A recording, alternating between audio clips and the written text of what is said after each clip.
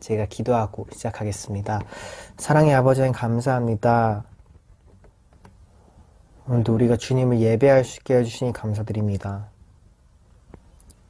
이 시간 다른 무언가가 아니라 우리 마음을 주님께 올려드립니다. 우리 마음을 쪼개어서 주님께 올려드릴 때 주님께서 기뻐 받으시는 그런 마음의 예배 드릴 수 있게 도와주세요. 감사드렸고 예수님의 이름으로 기도드립니다. 아멘. 찬양하시겠습니다.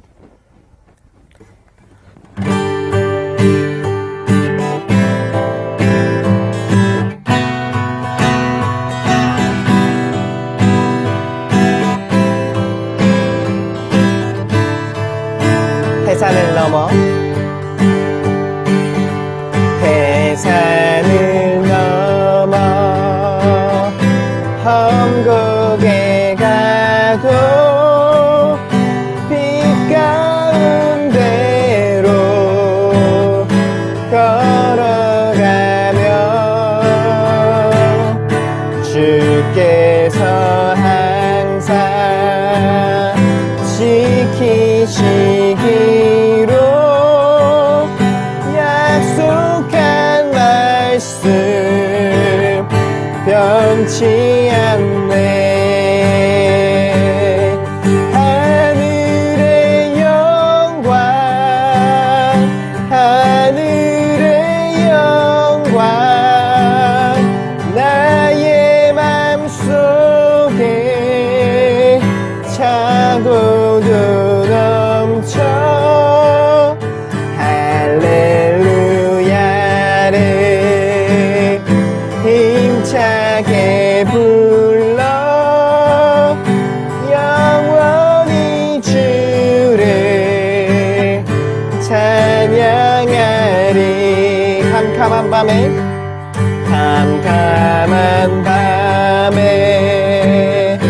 다닐지라도 주께서 나의 길 되시고 나에게 밝은 빛이 되시니 길 잃어버린 염려 없네. 하늘의 영광 하늘의 영광 나의 맘속에 차고도 넘쳐 할렐루야를 힘차게 불러 영원히 주를 찬양하리. 광명한 그 빛 마음의 바다 찬란한 천국 바라보고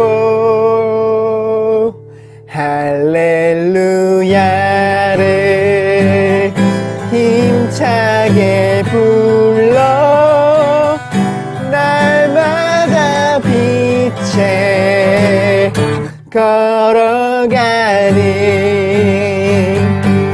하늘의 영광 하늘의 영광 나의 맘속에 차고도 넘쳐 할렐루야를 힘차게 불러 영원히 주를 찬양하리. 하늘의 영광 하늘의 영광 하늘의 영광 나의 맘속에 차고도 넘쳐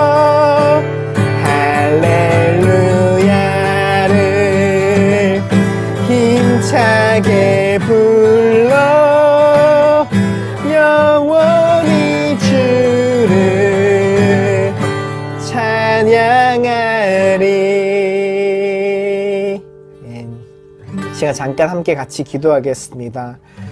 오늘 이 찬양의 고백처럼 험한 산을 또 험한 골짜기를 갈 때도 빛 가운데로 걸어가면 주님께서 항상 지키신다는 그 말씀을 우리가 기억하며 나아가길 원합니다.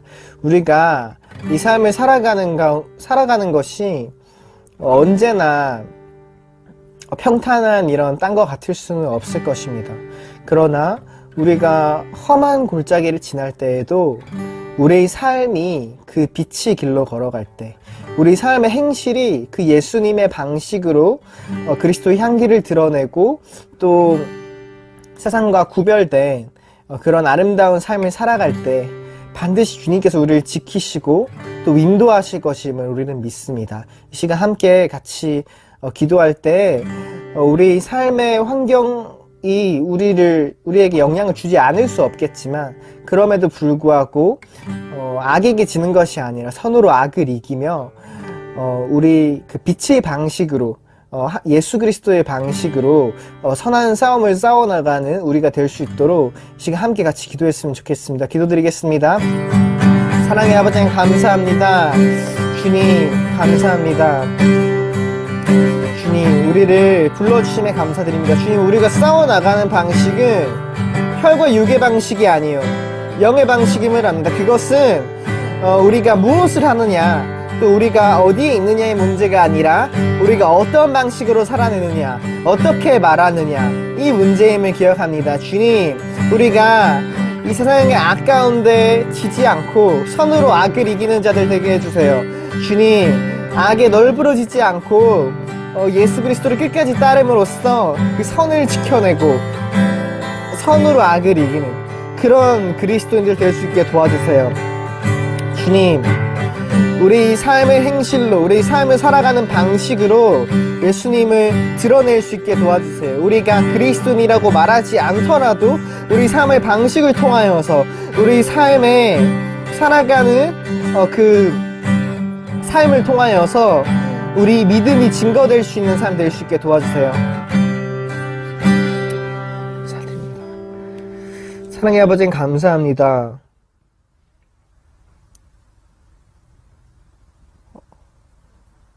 세상을 살아가는 것이 또 항상 기쁘기만 하지는 않다는 것을 우린 잘 알고 있습니다.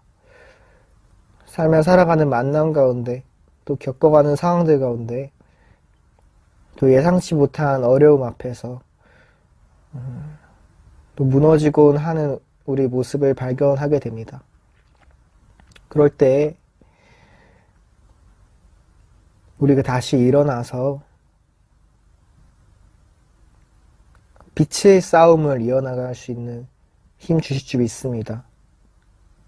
우리가 그리스도인이라고 스스로 선포하는 것 이상으로 우리가 삶을 살아가는 방식과 우리가 이 환경을 대하는 방식, 우리 삶을 대하는 방식, 또 사람을 대하는 이 방식들을 통하여서 우리 행실이 빛을 내고 예수 그리스도의 향기를 뿜어내는 그런 사람 될 수 있게 도와주세요. 그리하여서 악에게 지지 않고 선으로 악을 이기는 그런 주님의 자녀들 되게 하실 것을 믿습니다. 감사드렸고 예수님 이름으로 기도드립니다. 아멘. 지금 사도신경으로 우리 신앙을 함께 같이 고백하겠습니다. 나는 전능하신 아버지 하나님, 천지의 창조주를 믿습니다. 나는 그의 유일하신 아들, 우리 주 예수 그리스도를 믿습니다. 그는 성령으로 잉태되어 동정녀 마리아에게서 나시고 본디오 빌라도에게 고난을 받아 십자가에 못 박혀 죽으시고 장사된 지 사흘 만에 죽은 자 가운데서 다시 살아나셨으며 하늘에 오르시어 전능하신 아버지 하나님 우편에 앉아 계시다가 거기로부터 살아있는 자와 죽은 자를 심판하러 오십니다. 나는 성령을 믿으며 거룩한 공교회와 성도의 교제와 죄를 용서받는 것과 몸의 부활과 영생을 믿습니다.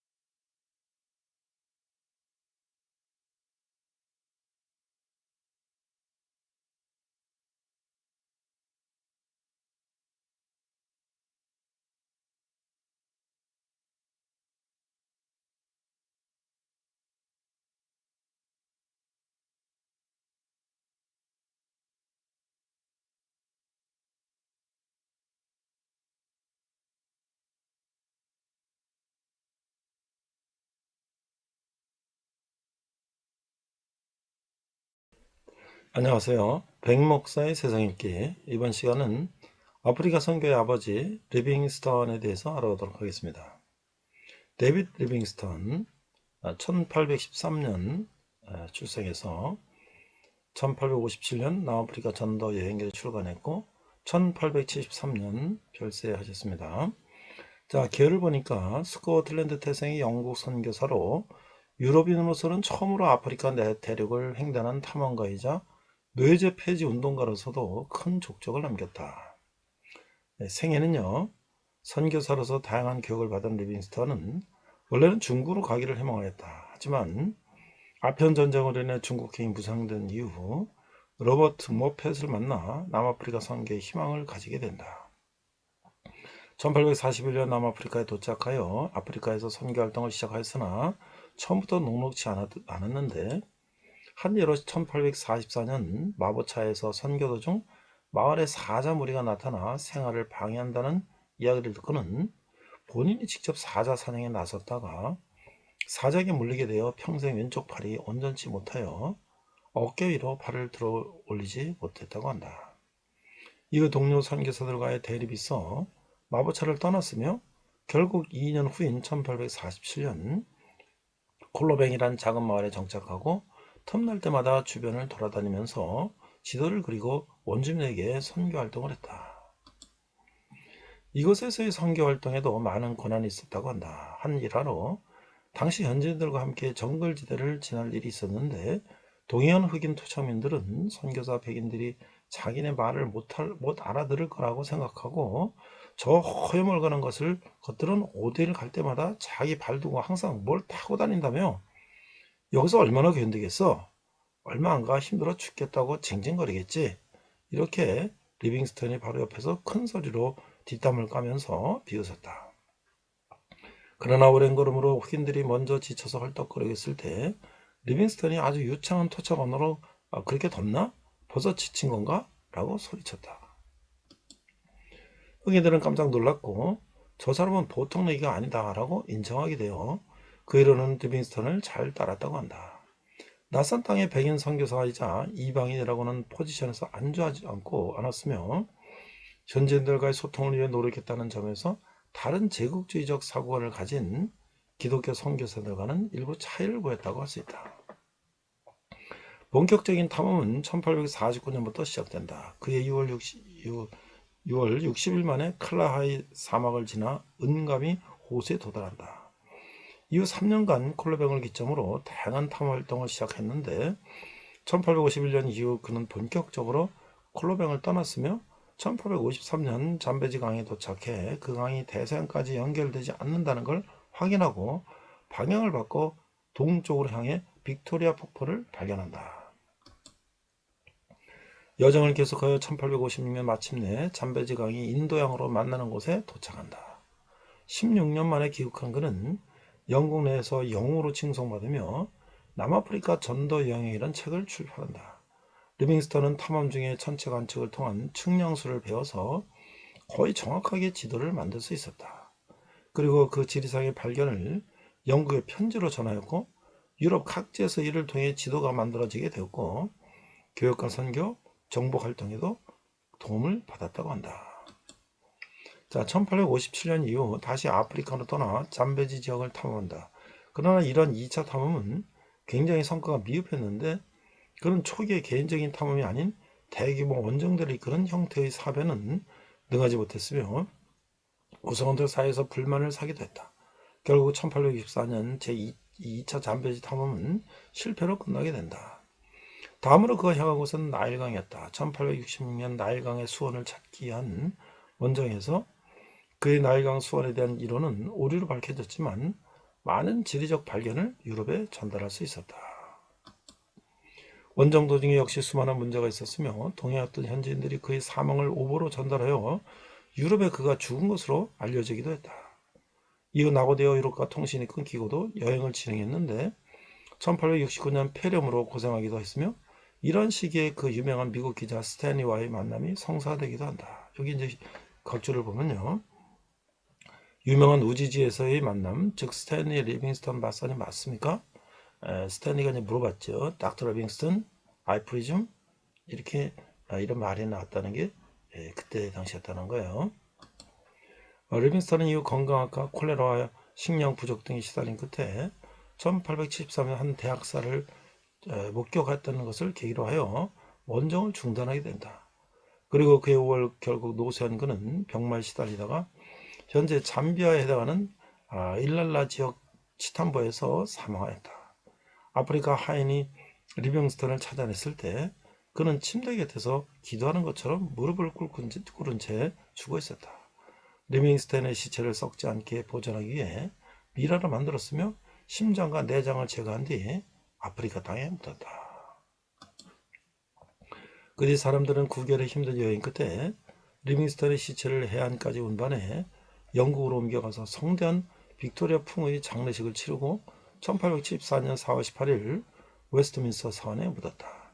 그의 데이빗 리빙스턴의 마지막 일지 The Last Journal of David Livingstone이 출간되었다. 불행히도 그가 개척한 교역 루트를 이용한 것은 상하 상인이 아니라 노예 상인들이었다.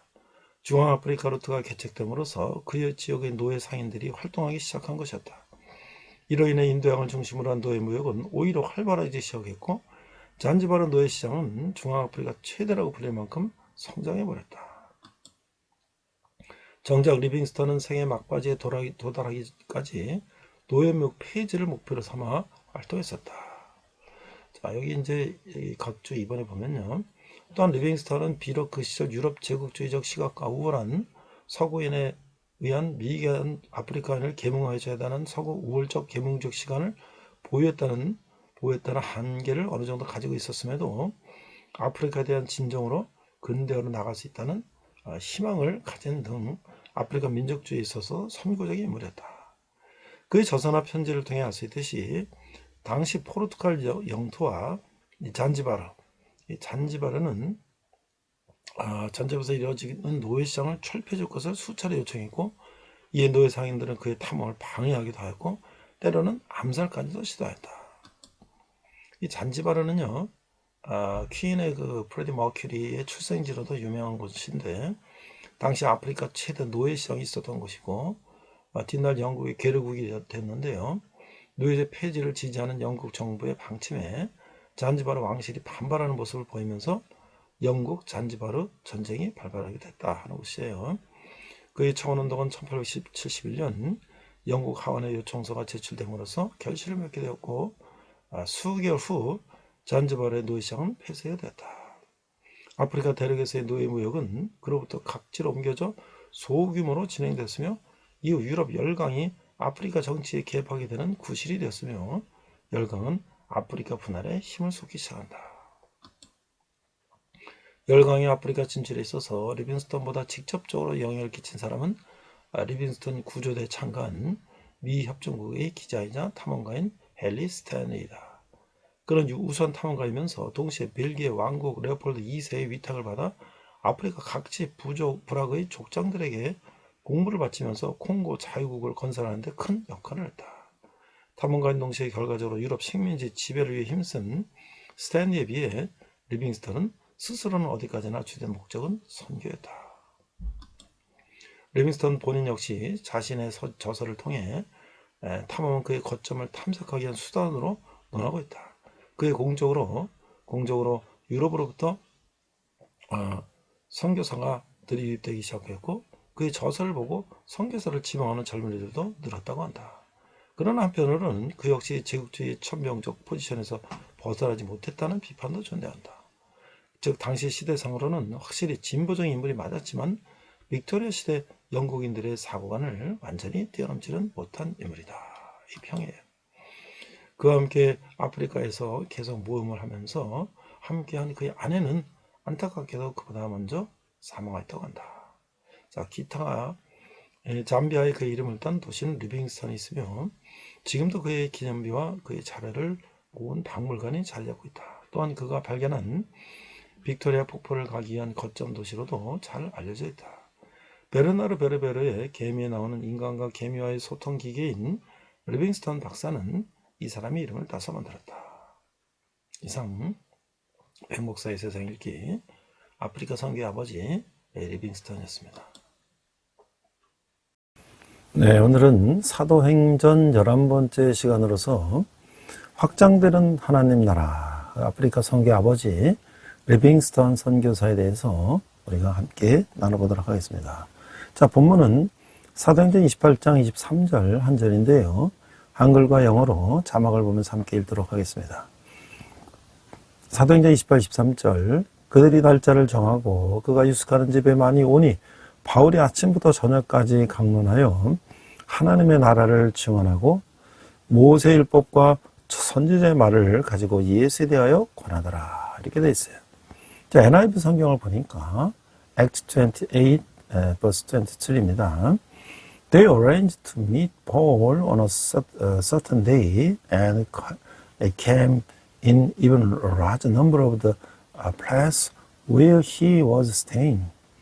From morning till evening, he explained and declared to them the kingdom of God and tried to convince them about Jesus from the law of Moses and from the prophets. 이렇게 돼 있어요. 자, 바울이 이제 3차 전도 여행을 마치고 죽음을 예상하며 예루살렘으로 이제 돌아가는 거죠. 바울 일행은 오순절 전에 예루살렘에 도착하기 위해 서두르고 있어요. 밀레드에서 배를 타고 고스로도 바다리를 거쳐 두로에 도착을 하게 되는데 큰 항구 도시 두로는 사람들이 짐을 풀고 여러 목적지로 흩어지는 곳이죠. 그들은 두로에 7일간 머물며 제자들을 만나고 있어요. 두로의 제자들은 바울에게 예루살렘에 가지 말라고 권하고 있어요. 바울이 당할 고난을 예상하기 때문이죠. 그러나 바울은 성령이 주신 사명을 감당하기 위해 예루살렘으로 향하고 있어요. 제자들이 바울을 전송하며 바닷가에서 무릎을 꿇어 기도하는데 이는 바울을 향한 큰 애정을 보여주고 있어요. 유대인들이 박해도 있었고 바울은 가는 곳마다 제자들부터 많은 사랑과 존경을 받았어요. 자, 21장 1절에서 16절을 보니까 바울이 예루살렘에 가는 얘기가 이제 나오고요. 그 다음에 이제 바울 일행은 이제 가이사에 이제 도착하게 돼요. 이 가이사라는 헤롯 대왕이 로마 형제를 위해서 건립한 이 항구 도시죠. 그들은 7 집사 중 하나인 전도자 필립 집으로 가는 게 가야 되는데 필립은 에디오피아 내시에게 복음을 전한 이후에 거의 20년간 가이사르에서 지낸 듯해요. 아가보 선지자가 와서 바울이 예루살렘에서 당할 고난을 예언하죠. 제자들의 만류에도 바울은 주님 이름을 위해 죽음까지 각오했다고 대답을 하고 있어요. 예루살렘으로 향하는 바울의 모습은 이 예루살렘으로 향하시는 예수님을 떠오르게 하고 있어요. 이 예수님은 예루살렘으로 가겠다는 의지를 여러 차례 표명하셨죠. 바울도 이를 여러 차례 드러내고 있어요. 바울은 예수님을 쫓아 사명의 길을 따르는 사람인 것이죠. 바울은 로마 시민권자로서 황제 앞에 가서 공정한 재판을 받을 권리가 있음을 사용하고 있는데 22장 20절 29절 보니까 이 말하는 것까지 듣다가 소리질러 이르되 이러한 자는 세상에서 없애버리자 살려줄 자가 아니라 하여 떠들며 옷을 벗어 던지고 티끌을 공중에 달리니 천부장이 바울을 영내로 데려가라 명하고 그들이 무슨 일로 그에게 대하여 떠드는지 알고자 하여 채찍질하며 신문을 한대. 가죽줄로 바울을 매니 바울이 곁에 서 있는 백부장들로 이르되 너희가 로마 시민 된 자를 죄도 정하지 아니하고 채찍질할 수 있느냐 하니 백부장이 듣고 가서 천부장에게 전하여 이르되 어찌하려 하느냐 이는 로마 시민이라 하니 천부장이 와서 바울에게 말하되 내가 로마 시민이냐 네가 말하라 이르되 그러하다. 천부장이 대답하되 나는 돈을 많이 들여 이 시민권을 얻었노라.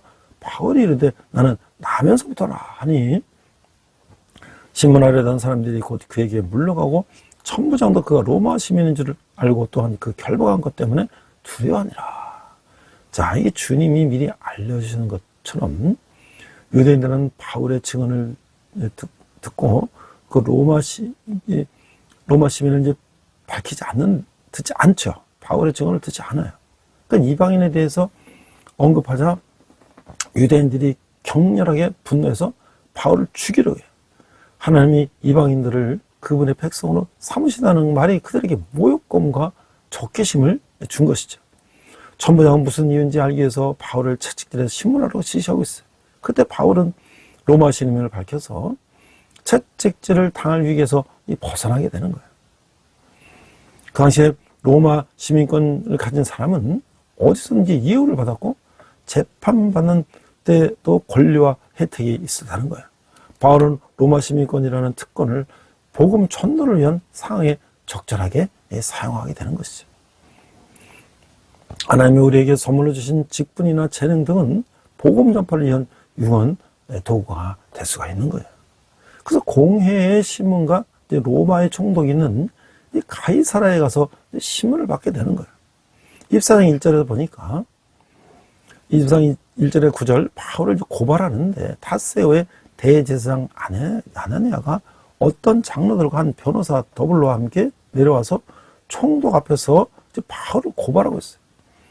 바울을 부르며 더블로가 고발하여 이르되 벨릭스가 가요. 우리가 당신의 힘으로 태평을 누리고 또 이 민족이 당신의 선교로 말미암아 여러 가지로 개선된 것을 우리가 어느 모양으로나 어느 곳에서나 크게 감사하나이다. 당신은 또 괴롭게 아니하려 하여 우리가 대강 여짜옵나니 관용하여 들으시기를 원하나이다. 우리가 보니 이 사람은 전염병 같은 자라. 천하에 흩어진 유대인을 다 소유하게 하는 자요 나사렛 이단의 우두머리라. 그것도 성전을 더럽게 하려 하므로 우리가 잡아싸우니 당신이 친히 그를 신문하시면 우리가 고발하여 하는 이 모든 일을 아실 수 있나이다 하니 유대인들도 이에 참가하여 이 말이 옳다 주장하니라.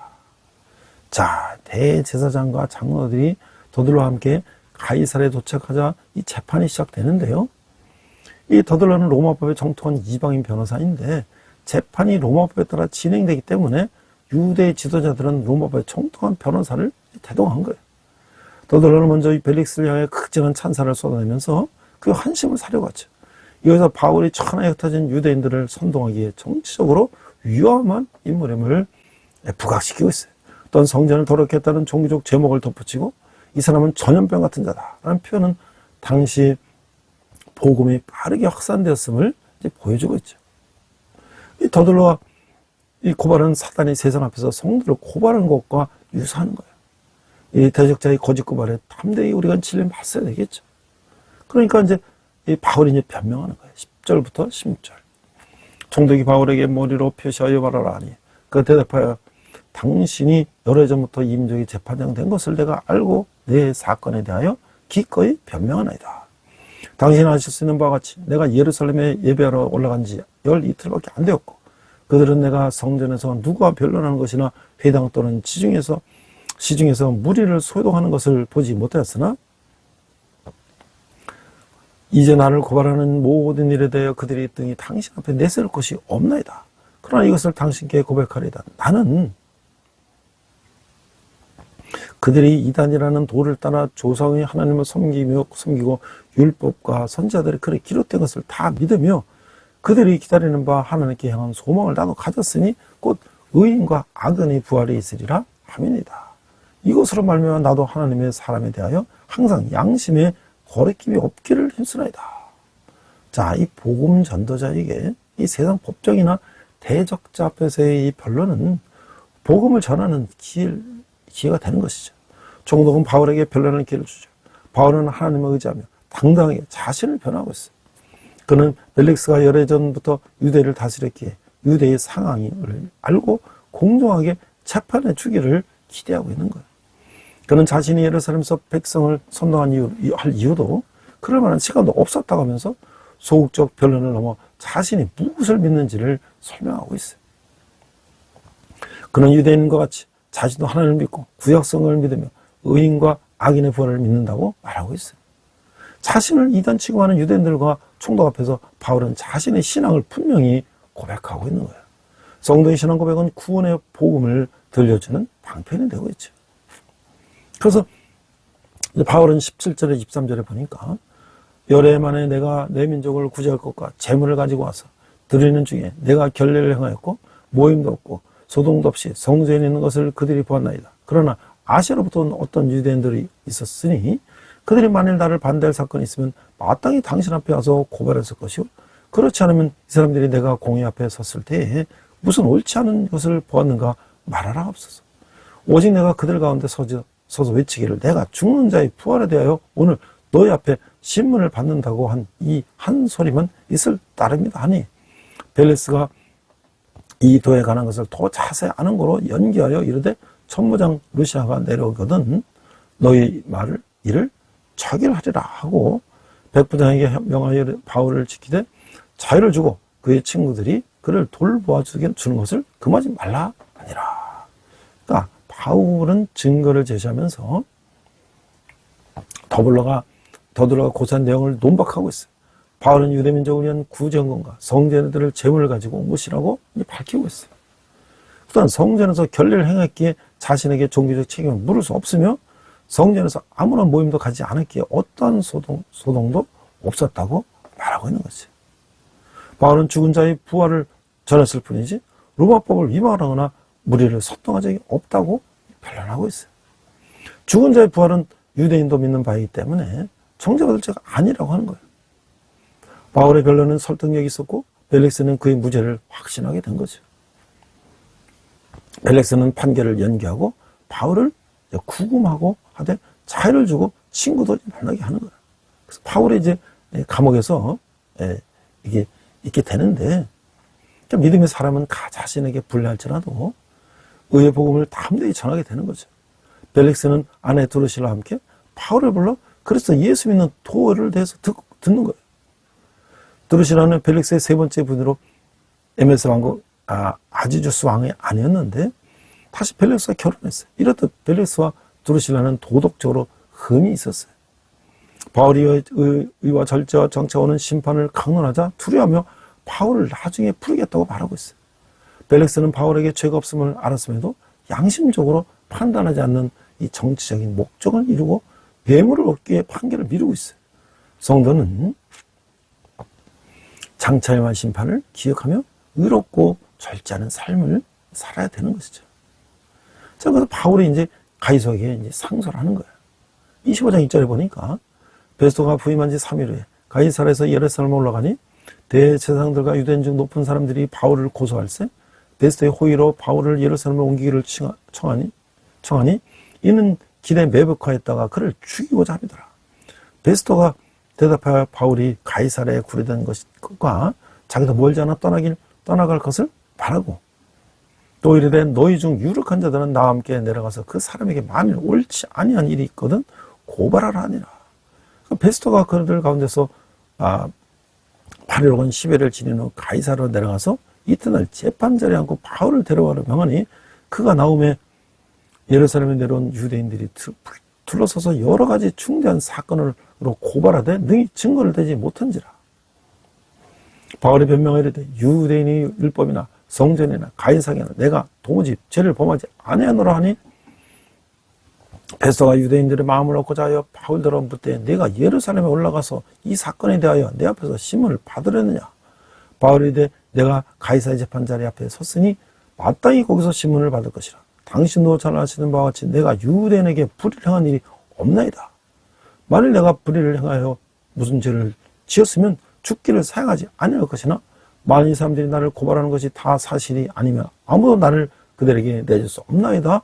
내가 가이사께 상소하는데 베스토가 배석자들과 상의하고 이르되 내가 가이사에게 상소했으니 가이사에게 갈 것이니라. 자, 그래서 이 베스토가 벨릭스의 유대인 총독으로 이제 부임하게 됐어요. 부임한 지 3일 만에 예루살렘에 올라간 것은 유대인들과 이제 우호 관계를 맺기 위해서요. 유대의 지도자들은 신임 총독이 자신들의 요구를 들어주리라고 기대하고 바울을 고소하는 거예요. 그들은 바울을 죽이려고 예루살렘으로 옮기기를 청하죠. 그러나 하나님은 베스토를 통해 그들의 살해 음모를 무산시키는 거예요.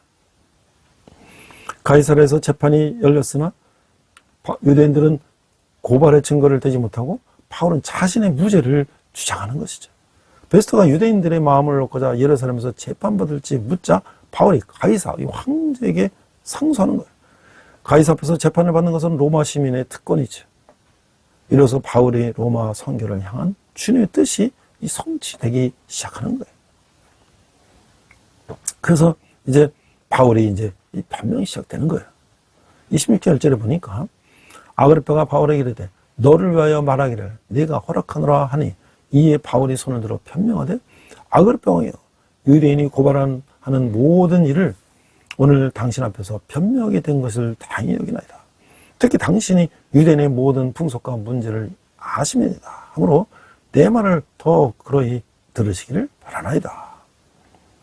내가 처음부터 내 민족과 더불어 예루살렘에서 젊었을 때 생활한 상황을 유대인이 다 아는 바라. 일찍부터 나를 알았으니 그들이 증언하려 하면 내가 우리 종교의 가장 엄한 팔을 따라 바리새인의 생활을 하였다는 것이라. 이제도 여기 서서 심문받는 것은 하나님이 우리 조상에게 약속하신 것을 바라는 까닭이니 이 약속은 우리 12지파가 밤낮으로 간절히 하나님을 받들어 섬김을 얻기를 바라는 바인데 아그리빠 왕이여 이 소망으로 말미암아 내가 유대인들에게 고소를 당하는 것이니라. 당신들은 하나님이 죽은 사람을 살리심을 어찌하여 목매될 것으로 여기나이까. 자, 바울의 전도 열정은 변론 기회가 주어질 때마다 한결같아요. 바울은 아그리빠 앞에서 회심 간증과 신학적 논증으로 이제 담대히 복음을 전하고 있어요. 먼저 자신은 골수 바리새파 유대인으로서 유대 규례를 잘 알고 있음을 강조하고 있어요. 그리고 하나님이 약속하신 것, 부활을 자신이 소망하기 때문에 신문한다고 말하고 있어요. 이 약속은 유대인들이 얻기를 바라는 것인데 바울은 이런 유대인들에게 고소를 당한다고 변론하고 있어요. 그러면서 하나님의 죽은 사람을 다시 살리신다는 것을 왜 믿지 못할 일로 여깁니까? 라고 반문하고 있는 거예요. 바울은 아그리빠를 비롯해 높은 권세자들에게 부활신앙을 갖도록 적극적으로 권면하고 있어요. 예수님의 부활을 믿는 것이 신앙의 핵심이기 때문인 것이죠. 그래서 26장 9장 9절 12절에 보니까 나도 나사렛 예수의 이름을 대적하여 많은 일을 행하여야 될 줄 스스로 생각하고 예루살렘에서 이런 일을 행하여 대제사장들에게서 권한을 받아가지고 많은 성도를 오게 가두며 또 죽일 때에 내가 찬성 투표를 하였고 또 모든 회당에서 여러 번 형벌하여 강제로 모독하는 말을 하게 하고 그들에 대하여 심히 격분하여 외국 성에까지 가서 박해하였고 그 일을 내 상들의 권한과 위험을 받고 다메섹으로 갔나이다. 바울은 이제 과거에 자신이 저지른 잘못을 회상하고 있어요. 그동안 예수님의 부활을 믿지 못하고 유대인의 열렬한 종교적 신념으로 예수님 이름을 대적하는 일을 했다는 거예요. 그런 자신이 그리스도인을 어떻게 박했는지 구체적으로 언급하면서 그 일의 배후에 대장들이 있었음을 진술하고 있어요. 바울이 얻은 과거사를 밝히는 목적은 자신을 고발한 사람들의 심정을 충분히 알고 있음을 내비치는 것이에요. 또한 박해져 있던 그 자신의 과거를 밝힘으로써 기독교를 박해하는 자들의 변화를 요청하는 것이죠. 이러다 바울은 잘못된 지식이 가져온 잘못된 행위들을 회상하며 부활의 주님을 믿는 바른 지식을 전하고 있는 거예요. 그 13절에서 18절에 보니까 왕이여 정오가 되어 길에서 보니 하늘로부터 해보다 더 밝은 빛이 나와 내 동행들을 둘러 비추는지라. 우리가 다 땅에 엎드러지며 내가 소리를 들으니 히브리 말로 이르되 사울아 사울아 내가 어찌하여 나를 박해하느냐. 까치를 뒷발질하기가 내게 고생이니라. 내가 대답할 때 주님 누구시나이까 주께서 이르시되 나는 내가 박해하는 예수라. 일어나 너의 발로 서라. 내가 네게 나타난 것은 곧 네가 나를 본 일과 장차 내가 네게 나타날 일에 너로 종과 증인을 삼으려 합니다. 이스라엘과 이방인들에게서 내가 너를 구원하여 그들에게 보내어 그 눈을 뜨게 하여 어둠에서 빛으로 사탄의 권세에서 하나님께로 돌아오게 하고 죄의 사함과 나를 믿어 거룩하게 된 무리 가운데서 기업을 얻게 하리라 하더이다.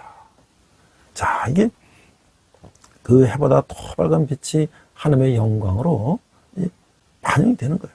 바울은 그런 빛이 비치는 가운데 부활의 주님을 만났어요. 가스채를 뒷발질하기가 내게 고생이니라. 이 말은 소가 농부의 막대기를 걷어차는 것이 무의미하다는 뜻으로 바울이 하나님을 거역해서 없음을 맺어. 소가 이 고삐를 끼고 이 뒤에 이렇게 다 쟁기를 찾는 그 뒷발치파가 무슨 소용이 있습니까? 그냥 고삐를 잡아당겨 아파가지고 그냥 가는 거죠. 부활의 주님은 바울을 그분의 종과 증인으로 삼으셨어요. 바울의 사명은 사람들을 하나님께 돌아오게 하는 일이죠. 그들의 영적 눈을 뜨게 해서 어둠에서 빛으로 사탄의 권세에서 하나님께로 돌아오게 하면 죄사함을 받고 주님을 믿어 거룩하게 된 사람들 가운데 기업을 얻게 하는 것이죠. 이는 그리스도의 종과 증인으로 부름받은 모든 성도가 감당해야 될 것이죠. 그래서 이제 19절 23절에 보니까 아그리빠 왕이여 그러므로 하늘에서 보이신 것을 내가 거스르지 아니하고 원대와 다메섹과 예루살렘에 있는 사람과 유대 온 땅과 이방인에게까지 회개하고 하나님께로 돌아와서 회개에 합당한 일을 하라 전함으로 유대인들이 성전에서 나를 잡아 죽이자 하였으나 하나님의 도우심을 받아 내가 오늘까지 서서 높고 낮은 사람 앞에서 증언하는 것은 선자들과 모세가 반드시 되리라고 말한 것밖에 없으니 곧 그리스도가 고난을 받으실 것과 죽은 데서 먼저 다시 살아나사 이스라엘과 이방인들에게 빛을 전하시라 함이니라 하니라. 자, 바울은 자신의 사명 수행과 무죄를 변론하고 있어요. 그러나 하늘에서 보이신 것, 즉 부활의 주님이 주신 사명을 거역하지 않고 그 사명에 순종했을 뿐이라고 말하고 있어요. 하나님께로 돌아와 회개에 합당한 일을 하라고 전했을 뿐인데 유대인들 그를 잡아 죽이려고 했어요. 그럼에도 바울은 하나님의 도우심을 받아 자신이 모든 사회 계층에 복음을 전했다고 고백하고 있어요. 그런 자신이 전한 복음, 즉 그리스도의 고난과 죽음과 부활이 구약 성경의 성취라고 변론하고 있어요. 바울은 사명을 감당하면서 많은 박해와 고난을 겪었어요. 한 영혼을 어둠에서 빛으로 사탄의 권살에서 하나님께로 돌아오게 하는 일에는 이 고난이 따르는 거죠. 그래서 이제 바울이 아그리빠 왕에게 이제 전도하는 거예요. 24절. 바울이 같이 변명하며 베스토가 크게 소리내어 이르되 바울아 내가 미쳤도다. 내 많은 학문이 너를 미치게 한다 하니 바울이 이르되 베스토가 가요. 내가 미친 것이 아니요 참되고 온전한 말을 하나이다. 왕께서는 이를 아시기로 내가 왕께 담대히 말하노니 이 일에 하나라도 아시지 못함이 없는 줄 믿나이다. 이 일은 한쪽 구석에서 한 것이 아니나이다. 아그리빠 왕이여 선자를 믿으시나이까 믿으시는 줄 아나이다. 아그리빠가 바울에게 이르되 네가 적은 말로 나를 권하여 그리스도인이 되게 하려 하는도다. 바울이 이르되 많이 적으나 많으나 당신뿐만 아니라 오늘 내 말을 듣는 모든 사람도 다 이렇게 결박된 것 외에는 나와 같이 되기를 하나님께 원하나이다 하니라. 자, 이게 그리스 문화에 젖어있던 그 이방 권력자들에게 부활은 이제 허황된 이론에 불과한 거예요. 바울이 죽은 자의 부활에 대해서 말하자 베스토는 내가 미쳤도다라고 소리치는 거예요. 바울이 학식이 많은 사람을 인정하면서도 그가 말한 부활신앙은 비정상적이라고 여기는 거죠. 보람의 예수님을 분명히 만났기에 바울은 자신이 전하는 것이 참되고 온전한 이름을 확신하고 있어요. 바울이 아그리빠에게 믿음을 독촉하지만 아그리빠는 바울의 전도 행위를 반박하고 있어요. 사람들 앞에서 죄수같이 결박된 상황이지만 하나님 앞에서 바울은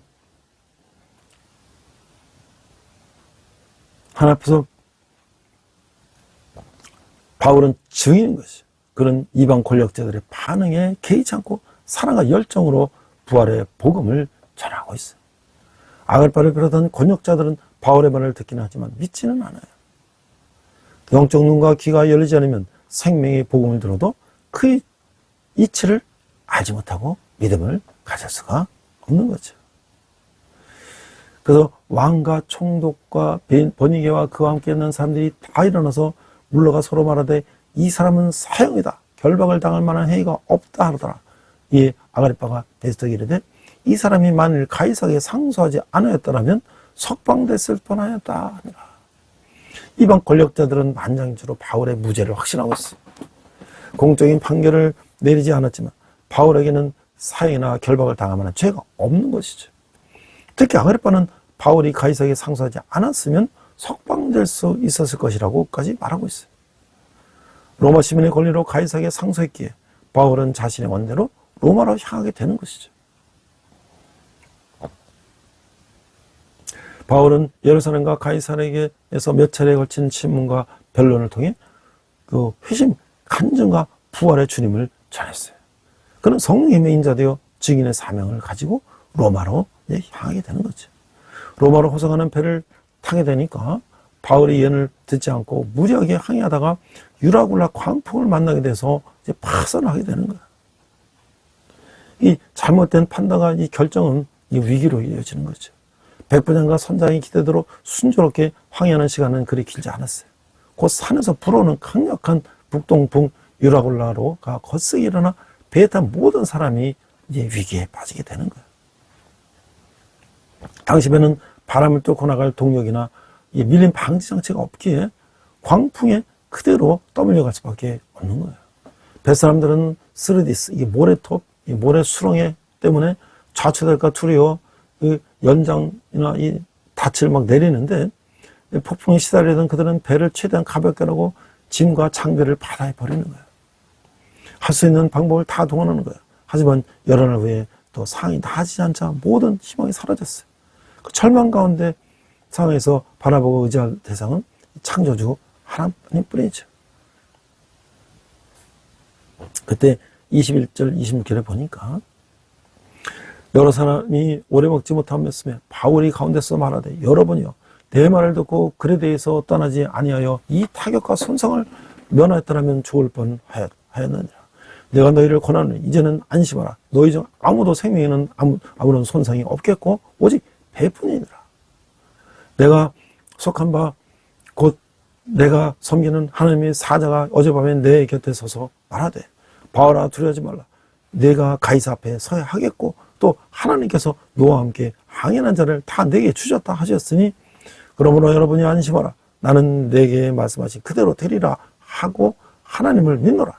그런즉 우리가 반드시 한 섬에 걸리리라. 자, 이게 하나님이 함께 하시는 사람은 위기 속에서 빛을 발하죠. 바울은 글에 대해서 출항을 반대했던 자신의 의견이 옳았음을 모두에게 상기시키고 있어요. 그리고 이제는 안심하면서 배만 손상될 뿐 목숨을 잃는 사람은 한 명도 없을 것이라고 확언하고 있어요. 바울의 사명을 완수하기에 반드시 로마에 가야 하고 황제 앞에 서야 하기에 하나님은 그와 함께 항해하는 모든 사람의 안전을 보장해 주실 것이라고 하는 것이죠.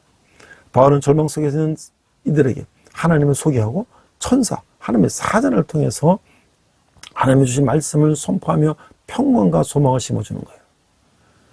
믿음의 사람은 암담한 현실 속에도 구원을 주님을 전하며 소망을 품도록 격려하는 것이죠.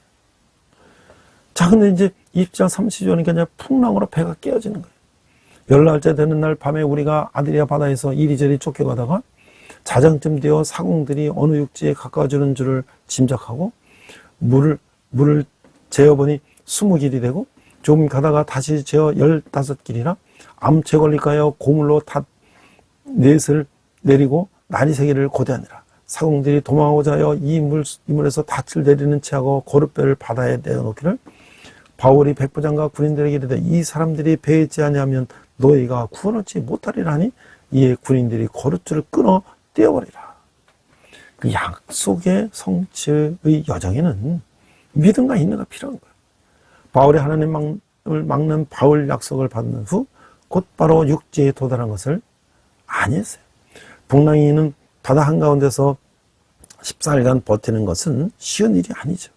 사람들은 의심했을 것이고 바울은 사람들에게 계속 믿음을 심어주었을 것이에요. 그런데 밤에 육지에 가까워졌음을 짐작한 사공들이 거룻배를 타고 몰래 도망치려고 하는 거예요. 이 바울은 하나님 약속대로 배가 무사히 육지에 정박하려면 사공들이 반드시 있어야 함을 알았기에 적극적으로 나서 사공들이 이 이탈을 막는 거예요. 비록 제수와 같은 처지에 있지만 바울은 하나님 약속대로 모든 사람이 생명 구원을 위해 최선을 다하는 참된 지도자라고 하는 것이죠. 자, 그래서 이제 그 불안과 두려움에 쌓인 사람들이 바울은 하나님의 약속에 대한 그 확신과 평안이 있었어요. 그런 사람들의 육적 생명을 위해 자신이 할 수 있는 일을 하는 거예요. 오랫동안 먹지 못한 일을 안심시키고 떡을 나눠줘 배불리 먹게 하고 이것이 너희의 구원을 위하는 것이오 라는 말에서 구원은 영적 구원이 아니라는 거예요. 또 영적 구원뿐만 아니라 그러나 그들 중에서 바울이 전한 하나님의 기억하고 영적 구원을 갈망하는 사람을 생겼을 수도 있어요. 바울은 신뢰하는 백부장은 제수들을 죽이자는 군인들로부터 바울을 보호하고 결국 배는 부서지만 표류하는 일행이 모두 살아서 육지에 오르는 거예요. 하나님의 약속하신 대로 바울과 함께 있던 모든 사람의 생명을 지켜주신 거예요. 그래서 이제 바울이 로마를 가는 여행 가운데 그 고난을 겪으면서 이제 로마를 향하는 모습을 우리가 봤어요. 자, 우리가 이제 군대에 제가 지금 한 13년째 군대교를 섬기고 있는데 1990년대 후반기에 우리가 이제 교회 부흥기에는 말이죠. 군대교회는 이제 병사들이 넘쳤어요. 거의 모든 부대들이 이제 사고 예방을 목적으로 해가지고 이 종교 행사 참여를 이제 많이 이제 강조했죠. 그래서 이등병들은 이제 인성교육 및 사고 예방 교육 일환으로 종교 행사에 참석했고 또 그들 대부분은 교회로 몰렸어요. 그러니까 강제, 반강제 그런 게 아니라 사실 신병들은 너무 숨막힌 내원관에서 그냥 고참들 앞에서 너무 힘드니까 잠시라도 이제 거기 벗어나서 교회 가면 조금 이제 탈출가 돼서 그 피난처가 돼 있었죠. 또는 부족한 잠을 보충하기 위해서 그 내무반에서 선임들의 눈치가 보여 쓰지 못한 이 편지도 쓰고 또 예배에 나와주는 초코파이나 요구르트도 먹고 그래서 이제 교회로 이제 발걸음 옮겼어요. 그래서 사실은 그전에는 이 군대교회는 성교요 황금어장이다 라고 이제 말했죠. 그런데 이 2000년대로 넘어오면서 이제 병역 문화도 이제 빠른 속도로 변화됐어요. 종교 행사 이제 강요는커녕 이 강조조차 제대로 할 수 없는 상황이 됐어요. 사회 전반으로 인권이 강조되면서 병사들의 이제 무종교도 종교다라는 이제 권리를 이제 보장해야 된다는 이제 국가인권위원회의 권고가 또 있었어요. 그 국방부에다 그런 권고를 했어요. 이래서 군신앙 전력화의 대표 슬로건을 했던 1인 인종교 각기 운동은 구시대 유물이 되어버렸어요. 또한 교회가 아니더라도 충분히 휴식하고 여가를 즐길 수 있는 환경이 군에 마련되었어요. 대학도 마찬가지예요. 80년대, 90년대 민주화의 물결 속에서 대학생 선교회 그 CCC를 비롯한 기독교 동아리들이 활동이 활발했고 많은 청년 간사들이 그들의 삶을 대학생 선교에 헌신했던 시절이 한국교회의 부흥성장기였어요. 물론 대학생들은 사고방식도 많이 변화됐어요. 건강하면서도 편안한 그 다음에 부연 상태, being을 원하는 그 웰빙을 원하는 자기중심적인 웰빙 세대. 관심과 정을 받는 데는 익숙한 일, 남을 배려하는 데는 미숙한 코리안 소황제 세대가 요즘에 신세대 특징이라는 거예요. 분명 목소리를 가지나 운명을 걸지 않는 포스트 386 세대를 거쳐 인터넷을 통한 디지털 네트워크에 익숙하다는 1977년생 이후 출생자를 N세대라고 했는데 오늘은 그 인디 세대로 IND 그러니까 집단보다는 자신, 인디비주얼을 중시하고 네트워킹, SNS나 이 스마트폰을 갖고 이제 그렇게 하는 거 등하고 다양성, 다이버시티, 오락, 엔터테인먼트를 추구하는 경향이라는 거예요. 그러니까 요즘 세대들은 개인적이고 SNS나 이런 소통을 많이 하면서 다양하고 그다음에 오락을 추구하는 세대라는 거예요. 그들에게 교회는 고리타분하고 시대에 뒤떨어진 곳으로 인식되어서 교회에서 멀어지고 이 화려한 세상에 가까워진다는 거예요. 모든 세상이 다 그렇죠. 그러나 우리가 그들에게도 복음이 필요하다는 거예요. 자, 바울이 이제 도움으로 구사일생으로 이제 이 사람들은 이제 몰타에 상륙하게 됐어요. 그래서 바울은 드디어 로마에 도착하게 됐고, 그 28장 11절 29절을 보면 그들이 날짜를 정하고 그 유숙하는 집에 많이 오니 바울이 아침부터 저녁까지 강론하여 하나님의 나라를 증언하고 모세 율법과 선지의 말을 가지고 예수에 대하여 권하더라. 바울은 이 제수의 몸으로 새 집에 머물면서 로마에서만 2년 동안 복음을 증거했어요. 바울이 머문 집은 무료 교도소가 아니라 세를 내는 집이었고 바울이 로마에서 했길 셋째 감옥은 로마 군인이 지키는 감옥이었으나 방목의 출입이 허용된 것이었어요. 바울은 이런 상황을 잘 이용해서 이곳으로 자신을 찾아오는 사람들에게 하나님 나라 예수 그리스도의 복음을 증거했어요. 그 말을 믿는 사람도 있고 믿지 않는 사람도 있어. 서로 맞지 아니하여 흩어질 때에 바울이 한말로 이르되 성령이 선지자 이사야를 통하여 너희 조상에게 말씀하신 것이 옳도다. 일렀을 때 이 백성이 가서 말하기를 너희가 듣기는 들어도 도무지 깨닫지 못하며 보기는 봐도 도무지 알지 못하는도다. 이 백성들의 마음이 우둔하여져서 그 귀로는 둔하게 듣고 그 눈은 감았으니 이는 눈으로 보고 귀로 듣고 마음으로 깨달아 돌아오면 내가 고쳐줄까 하나 함이라 하였으니 그는 하나님이 이 구원의 이방인에게도 보내준 줄을 알라. 그들은 그것을 들으리라 하더라.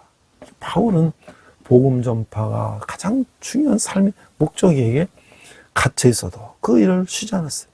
그런 자신을 변명하기 위해서가 아니라 유대인 지도자들을 진리로 이끌기 위해서 설교하는 거예요. 온종일 긴 시간을 하루에 강론하며 하나님 나라를 전하고 있어요. 모세율법과 선지의 말을 가지고 예수님에 대해서 자세히 설명하고 있어요. 강론을 들은 사람들 중에 일부는 이를 합당한 것으로 믿음에 이르지만 대부분은 여전히 불신에 머물러 있어요. 그들은 오랫동안 이스라엘의 소망인 그리스도를 고대해왔지만 정작 그 소식을 듣고도 의심하며 예수님을 외면하는 거예요. 유대인 지도자의 그릇된 판단은 더 많은 유대인이 참소먹으러 나가는 길을 막고 있는 거예요. 이제 하나님의 구원은 이방인에게로 나가는 거죠. 바울이 이태를 자기 셋집에 모이면서 자기에 오는 사람을 다 영접하고 하나님 나라를 전파하며 주 예수 그리스도에 관한 모든 것을 담대하게 거침없이 가르치더라. 사도 바울은 그 유배생활 상태로 2년의 셋집에 머물게 되는데 찾아오는 사람들을 만날 수는 있지만 자유롭지는 않은 몸이었어요. 게다가 로마 황제 가이사에게 상소하기 위해 법적인 준비도 해야 되는 길고 힘겨운 시간이었어요. 그런데도 자신에게 오는 모든 사람들을 영접해 그들에게 하나님 나라를 전파하고 주 예수 그리스도에 관한 모든 것을 담대하게 가르치는 거예요. 갇혀있지만 바울이 복음 선포는 거침없이 이루어지고요. 이는 바울이 복음 선포를 저해하는 어떤 역경도 뚫고 나갔음을 의미하는 것이죠. 하나님 로마 제국 심정부에서 하나님 나라가 역동적으로 확장되게 하시고 그리스도를 위해 수없는 고난과 역경을 감내한 바울, 그의 거침없는 복음 선포는 제국의 쇠사슬도 매지 못하게 됐다는 것이죠. 오늘 제가 앞에서 리빙스턴에 대해서 소개를 했는데요. 이게 스코틀랜드 선교사였던 데이빗 리빙스턴은 말년에 잠비아의 깊은 밀림에 들어갔다가 연락이 끊어졌어요. 1871년 다만과 헨리 스탠리가 리빙스턴을 찾기 위해서 아프리카로 들어갔어요. 그리고 1년 만에 병들어 앓고 있는 리빙스턴을 만났어요. 식료품과 의약품이 다 떨어진 상태에서 그는 심한 열병을 앓고 있었어요. 스탠리는 그에게 간절히 권면했어요. 선교사님, 아프리카의 복음 사역을 위해서 30년간 헌신해 오셨으니 이제 그만 저와 함께 본국으로 돌아가신 것이 어떻겠습니까? 그 말을 듣던 리빙스턴은 아주 유명한 대답을 했어요. 아닙니다. 제게 있어서 아프리카 선교사역은 헌신이 아니라 오히려 하나님이 주신 특권입니다. 저는 하나님이 맡겨주신 이 영광스러운 일을 생각할 때마다 가슴이 벅차서 견딜 수가 없습니다. 그로부터 약 1년이 지난 1813년 5월 1일 리빙스턴은 침대 곁에서 무릎 꿇고 두 손을 모아 기도하는 모습으로 고요히 숨을 거뒀어요. 사도 바울은 천국에서의 삶과 함께 이 땅에서의 사명을 귀하게 생각하며 살았어요.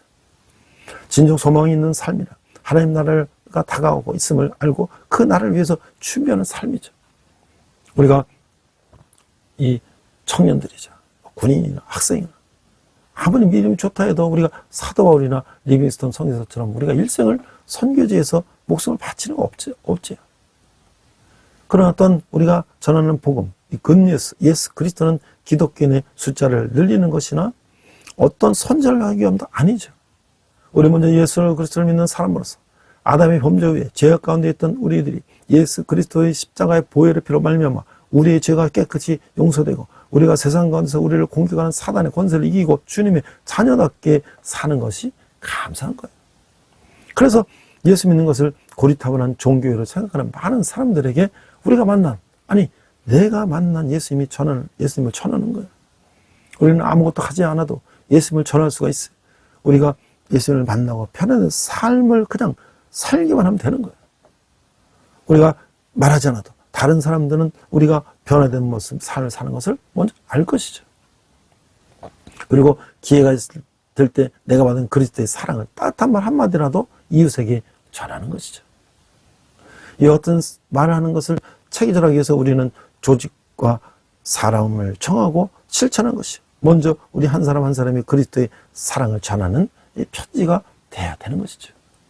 그리고 군대는 군종병이 또 있고 각 생활관마다 믿음의 형제가 생활가서 복음을 전하는 또 군종 사역자가 돼서 병사들의 신앙 상담해주고 사랑을 우리가 실천하면 그 얼마나 좋겠어요. 군종을 도와서 이 생활변명 군종 사역자 중에서 전도와 찬양과 교육과 독서를 권하는 또 부장이 있었으면 좋겠어요. 이래서 지난주 군종병들하고 이제 그런 것들을 한번 우리가 이제 생각해 보기로 했어요. 대학에는 모든 믿는 형제가 그리스도의 사랑을 전하는 편지가 되기를 원하는 것이죠. 그리고 기독교 동아리의 팀장과 임원들이 각자 맡은 임무에 따라서 그리스도의 사랑을 전하는 그런 일을 하면 좋을 것이죠. 그러므로 우리가 사도행전은 28장에서 31절에서 중단된 것처럼 보이지만 우리가 각자가 사도행전 29장을 써나가는 그런 사람이 되어야 한다는 것이죠. 우리 함께 기도하겠습니다. 아침부터 저녁까지 말씀을 가르치고 하나님 나라를 전파했던 사도 바울을 기억하며 또 우리 청년들이 군대에서나 또는 그 자기 이 하루 일과를 하나님 나라의 시간표로 생각하며 틈나는 대로 또 하나님께 기도하며 또 자기의 그 시간의 10분의 1을 하나님께 우리가 드리며 사용하는 우리 젊은이들 될 수 있도록 하나님 인도하여 주시옵소서. 감사드리며 예수님 이름으로 기도했습니다. 아멘. 이 시간 헌금 찬양하시겠습니다.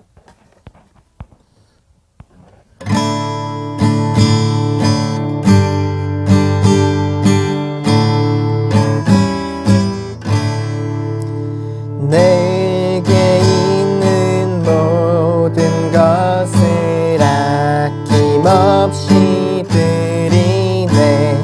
사랑하고 의지하며 주만 따라 살리라. 주께 드리네. 주께 드리네. 사랑하는 구주 앞에 모두 드리네. 아멘.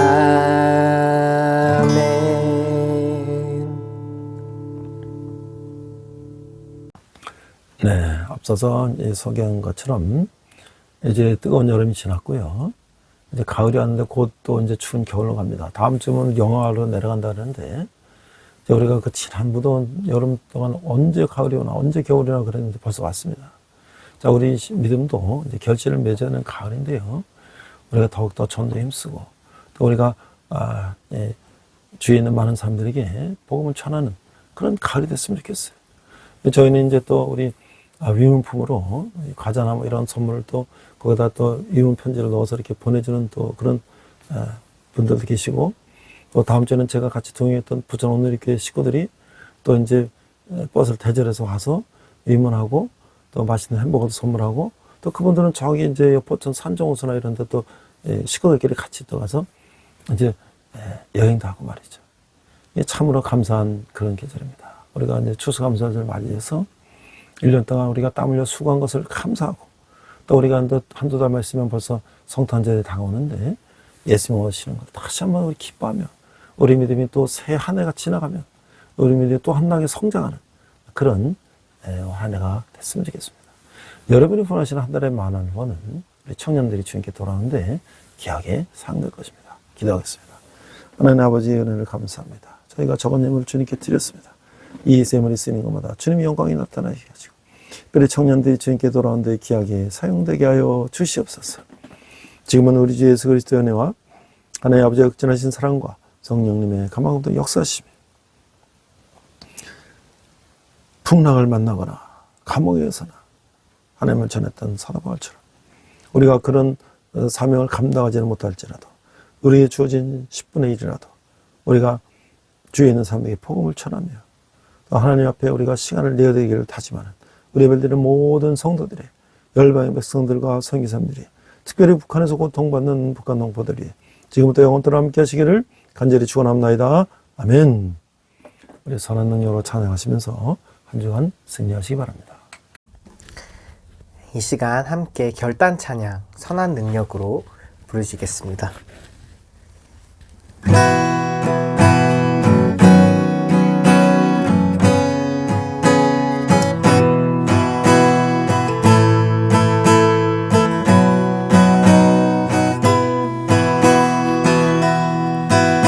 그 선한 힘에 고요히 감싸여 그 놀라운 평화를 누리며 나 그대들과 함께 걸어가네.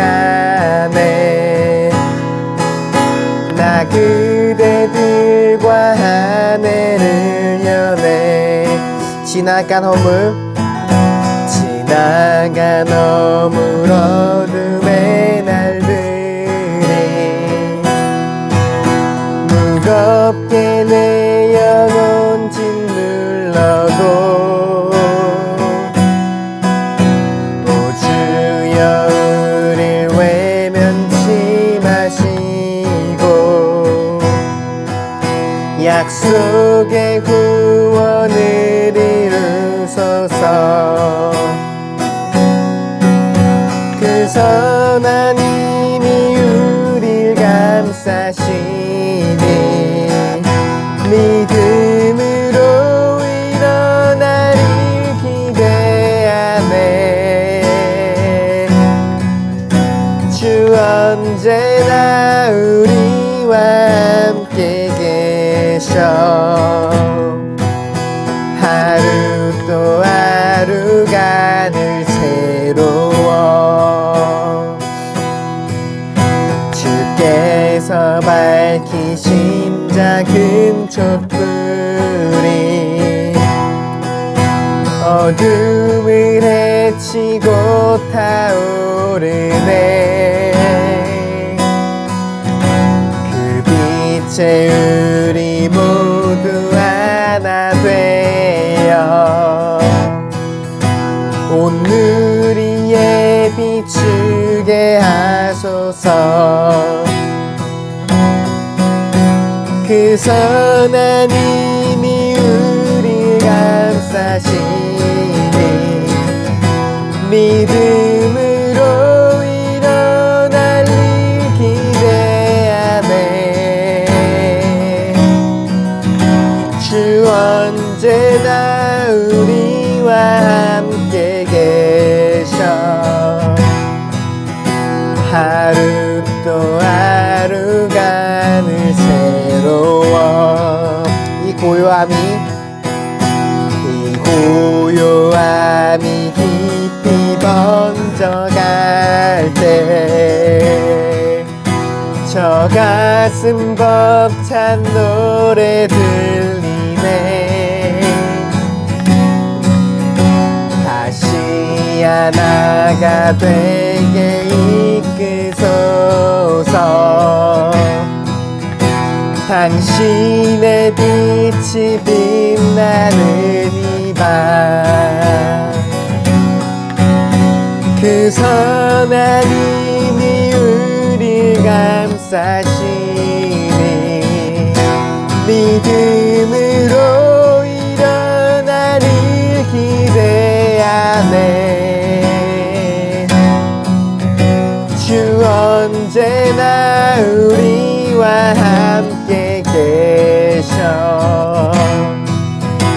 하루 또 하루가 늘 새로워. 주 언제나 우리와 함께 계셔. 하루 또 하루가 늘 새로워.